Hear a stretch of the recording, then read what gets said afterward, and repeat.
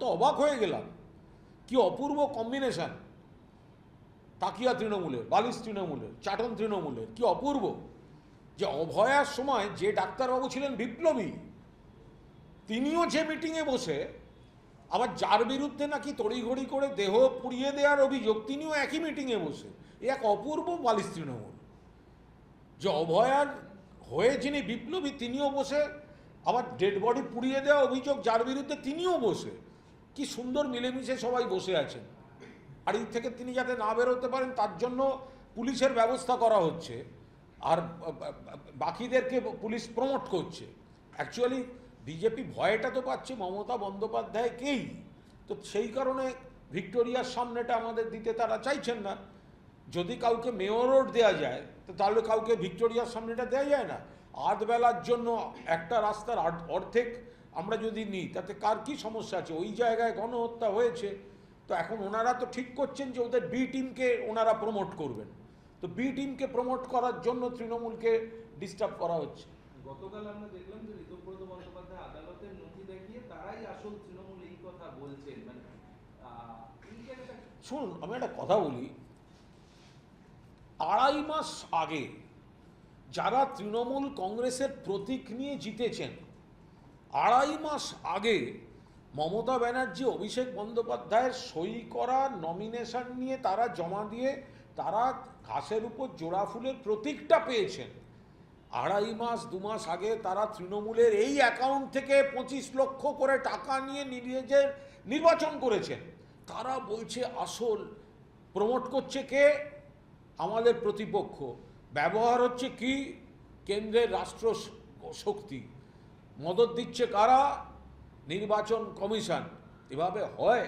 তারা মুখে বলতে পারেন, যা ইচ্ছে করতে পারেন, কিন্তু বাংলার মানুষ, তৃণমূল কংগ্রেসের কর্মীরা তৃণমূল কংগ্রেস এবং মমতা বন্দ্যোপাধ্যায় সমর্থক। 2-2.5 মাস আগে মনে হলো না? 2-2.5 মাস, 2 মাস যে ঘাসের উপর জোড়া ফুল সিম্বলটা নিয়ে দাঁড়িয়েছে সেটাও মমতা ব্যানার্জি আর অভিষেক ব্যানার্জি সই করে ওদের জমা দিতে হয়েছে ইলেকশন কমিশনে। যে ব্যাংক অ্যাকাউন্টের দিকে আঙুল তুলছে সেই অ্যাকাউন্ট থেকে 25 লাখ টাকা করে নিয়ে নিজেরা ইলেকশন লড়েছে। আজকে বলছে আসল তৃণমূল। মমতা বন্দ্যোপাধ্যায়, যে কেউ কোনো দল বদলের সিদ্ধান্ত নিতে পারেন, কিন্তু আঙুল থেকে এখনো কালির দাগ ওঠেনি, তার আগে যদি বিশ্বাসঘাতকতা কেউ করে বাকিটা মানুষ নিশ্চিতভাবে দেখবেন। ওটা আমাদের তো অর্ক ওটা ক্লারিফাই করে দিয়েছে।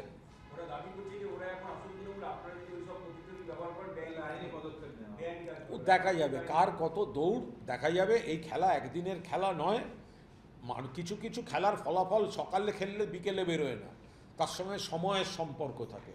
গভীর চক্রান্ত তৃণমূলকে যারা ভয় পায়, শুধু বাংলায় নয়, জাতীয় পার্সপেক্টিভে যারা তৃণমূলকে ভয় পায়, তৃণমূলকে ডিস্টার্ব করার জন্য, মমতা বন্দ্যোপাধ্যায়কে ডিস্টার্ব করার জন্য এই ধরনের কাজটি তারা করাচ্ছেন কিছু ব্যক্তিকে দিয়ে।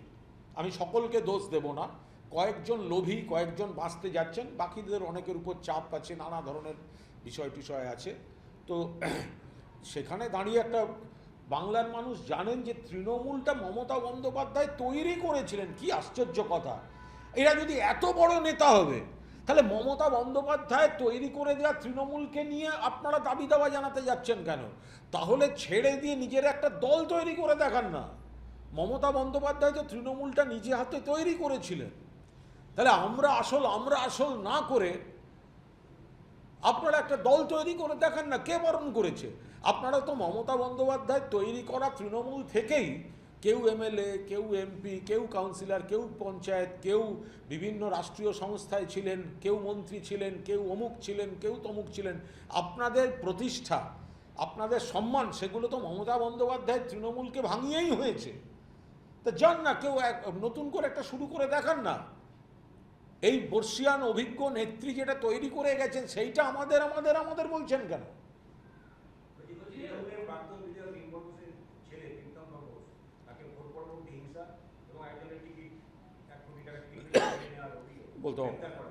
বলতে পারবো না। যারা গ্রেপ্তার হয়েছেন তিনি বা তার যারা আইনজীবী আছেন তারা বলতে পারবেন। বলতে পারবো না। এগুলো তো সব ওই বালিশ তৃণমূল বলতে পারবে। আশ্রয় ঘুরছে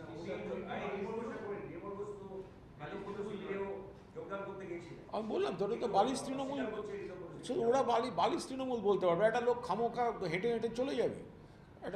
উনি তো বলছেন আমন্ত্রণ পেয়েছেন বলেই গেছেন, তো ওদের ব্যাপার, ওরা বুঝবে। আমি তো অবাক হয়ে গেলাম, কি অপূর্ব কম্বিনেশন, তাকিয়া তৃণমূলের, বালিশ তৃণমূলের, চাটন তৃণমূলের, কি অপূর্ব। যে অভয়ার সময় যে ডাক্তারবাবু ছিলেন বিপ্লবী, তিনিও যে মিটিংয়ে বসে, আবার যার বিরুদ্ধে নাকি তড়িঘড়ি করে দেহ পুড়িয়ে দেওয়ার অভিযোগ, তিনিও একই মিটিংয়ে বসে। এ এক অপূর্ব বালিশ তৃণমূল। যে অভয়ার হয়ে যিনি বিপ্লবী, তিনিও বসে, আবার ডেড বডি পুড়িয়ে দেওয়া অভিযোগ যার বিরুদ্ধে, তিনিও বসে। কি সুন্দর মিলেমিশে সবাই বসে আছেন।